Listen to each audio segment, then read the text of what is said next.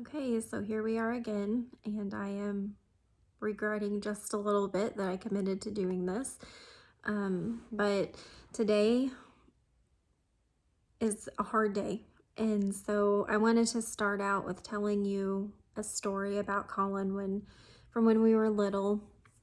So I don't know how old we were. I mean, probably 8 or 9, like we were little. And we grew up on a hillside out in the country with all of my family, and my nanny lived right by us, and Colin had just gotten his first BB gun. And so he was down at my nanny's house trying to shoot a bird out of a tree. And he had watched hunting his whole life, with my dad and my uncles and brothers and everyone. He'd seen everyone go hunting, and so he thought he was just going to shoot this bird and it'd be no big deal. And he worked for a long time, and he finally shot the bird. And this little bird falls out of a tree, and he had just kind of clipped its wing, so it was still alive. And Colin melted. It was devastating to him. And so we called all of our cousins who lived out there, and they all came over, and we had a shoebox that we put this little bird in, and we splinted its wing. I don't know how we knew to do this. I don't think Google existed back then. But we splinted its wing. We got a little syringe to give it water. We tried to feed it. We did everything we could, but the bird died. And so we dug a hole, and we had a funeral, and Colin cried for days because he killed this little bird. And that's just who he was. He had the biggest heart. He loved all living creatures, especially birds. Mostly eagles. He just had a fascination with eagles. And we had a pet bird at one point. I don't remember how old we were when we got that bird, but he had that for years. And he loved dogs. We had golden retrievers growing up, and our parents bred them. We had beagles. We had horses. We had a little bit of everything, and he was just an animal lover. And so I just wanted to be sure that throughout this process, I share a little bit with you about who he was in his life, so that it's not solely focused on his death. Now, like I said, this day is hard. It's not an easy one to share about, and it's not going to be easy to listen to. So this is the time where if you've been through some sort of trauma and you don't want to relive it, if you were there and you don't want to go through this process with me again, now's your chance to leave. If you are family and you weren't there for this and you just don't want to hear about it, shut the video off, because it's a little bit more graphic than what most people would anticipate with a drug overdose. And as for the addicts listening, I encourage you to keep listening. I hope that this will be fuel for your recovery, because you never want someone you love to go through the things that I'm about to tell you. So on August 8th of 2013, I had 3 children. I had a 6-year-old, a 3-year-old, I don't think Presley was 4 yet, and a 2-month-old. And that day was rainy. That whole week had been rainy. Actually, my husband had barely worked. This was when he was trimming trees for Shade Tree. Half my family was in the tree trimming business, and so they were all home. And it was kind of a weird day for me. I woke up, and of course I had thought about Colin and his date that he had got on the night before and wondered how it went. But I had just spent the day like kind of cleaning and organizing. I was sorting through paperwork, things that had piled up since I had had a baby and hadn't really been able to do much. Harper was not an easy baby. She kept me busy all the time. And so I just had an off day. Normally I'm the type of person, I wake up, I shower, I get dressed, I put on my makeup, fix my hair, whether I'm leaving my house or not. That just makes me feel human again, especially after I've had a baby. That's how I keep my mental health where it needs to be.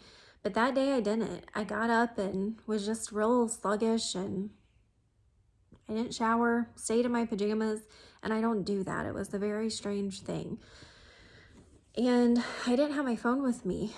And then it just kind of dawned on me that I hadn't had my phone with me for a while, and I went to check my phone, and about that time I saw I had like 7 missed calls from my mom. But before I could call her back, she was calling me again. And so I answered the phone. I said, what's wrong? Because I just knew something was wrong for her to have called me that many times and to be calling me again. And she said, it's Colin. She said, I don't know what's happened, but they're putting him in the ambulance now. You need to get here. And so I took a really quick shower and ran down there, but they were gone with them. And I'm like, I don't understand what's happened. Like, was he alive? You know, what's going on? And she said, I don't know. She said, it's bad. We've got to go. And so I went back home and got Kevin and the kids, and we went to the emergency room, and he wasn't there. I'm like, okay, well, where did they take him if he's not at the emergency room? That doesn't make sense. And they're like, we don't know. He's not here, and he's not coming here, and I can't tell you where he is. And so I got on the phone and I called a paramedic friend, and she was like, well, let me find out and I will call you back when I know what's happening. And so she called back and she said they're flying him out and he's going to St. John's Mercy. So we got on the highway and started up the road. We were taking our kids to a friend who lived in Olympian Village, and we got them dropped off, and then I called St. John's thinking he should be there by now to get an update. And they said he's not here. We don't know where he is. He should have been here by now, but he's not. Give us a minute. Let us figure out what's going on. And so they came back on the phone and they said, well, they stopped at Jefferson Memorial and then they'll be coming up. We don't know how long they'll be there with them. They had to stabilize them. And I'm like, okay, well, that's good because we were a lot closer. So I'm like, well, I can get to him sooner. And then I realized, well, that's not good. They usually don't make a pit stop on the way to a hospital when they have a critical patient. And so we get to St. John's, or to Jefferson Memorial in Festus. And I don't even know if Kevin had completely stopped the vehicle. And I got out and ran in and saw some family that just happened to be there. And they told me where my mom and my brother were. And so I ran down the hallway and opened the door. And when I stepped in and I started looking at my brother, so I had been through EMT training the fall before this happened. And so I knew a little bit about what I was seeing, I thought.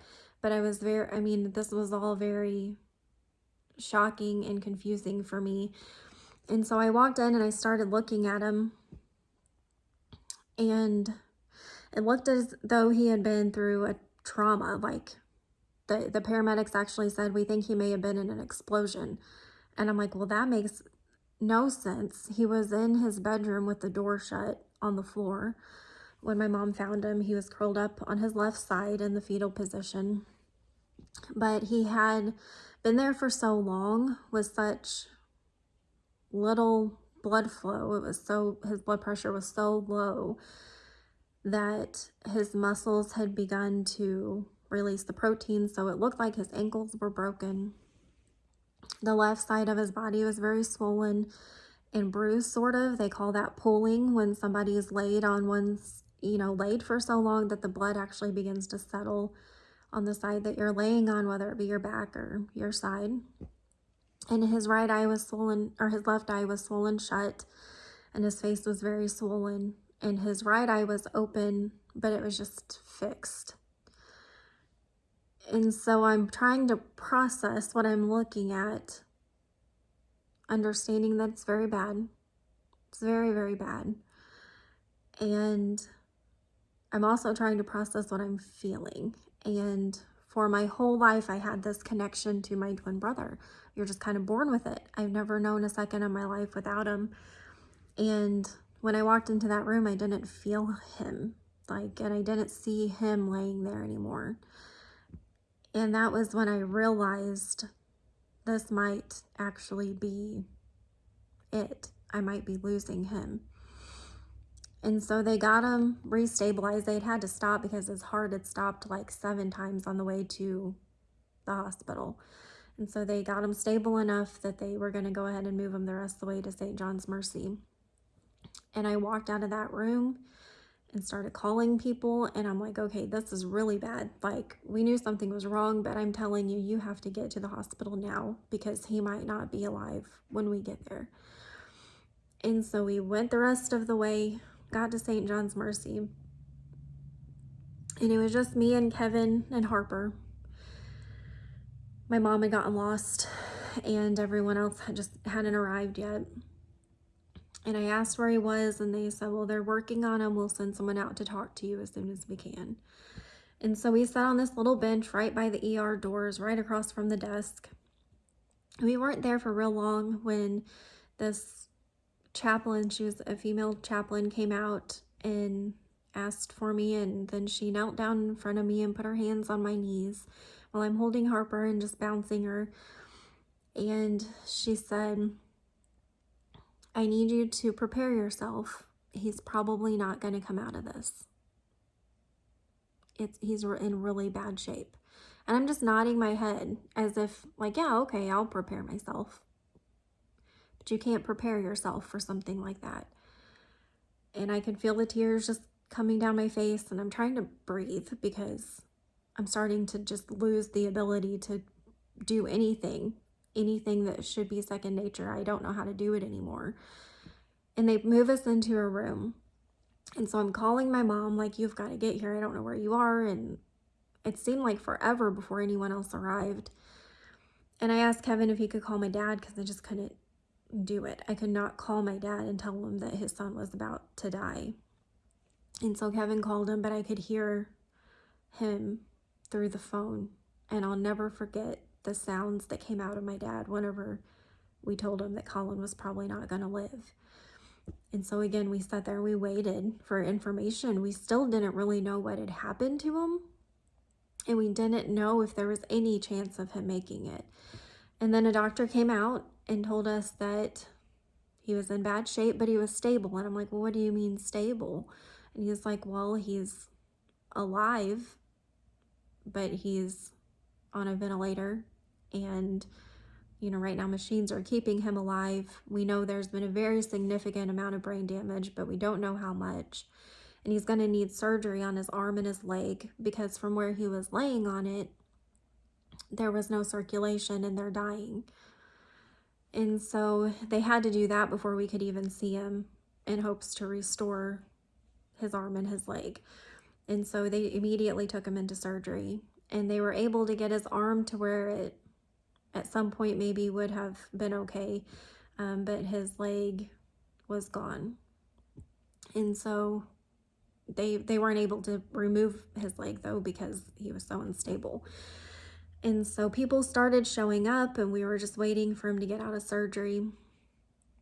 And I remember friends getting there, my mom getting there, and looking at all of them and trying to figure out how to tell them what that chaplain had told me.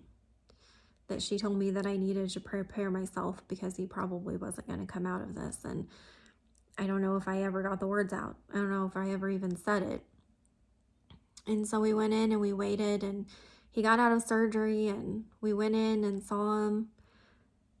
And again, it was just like I was looking at someone else. It wasn't my brother anymore. And I looked at the talk screen and saw all the different things that he had in his system. And then we started piecing together that he had overdosed.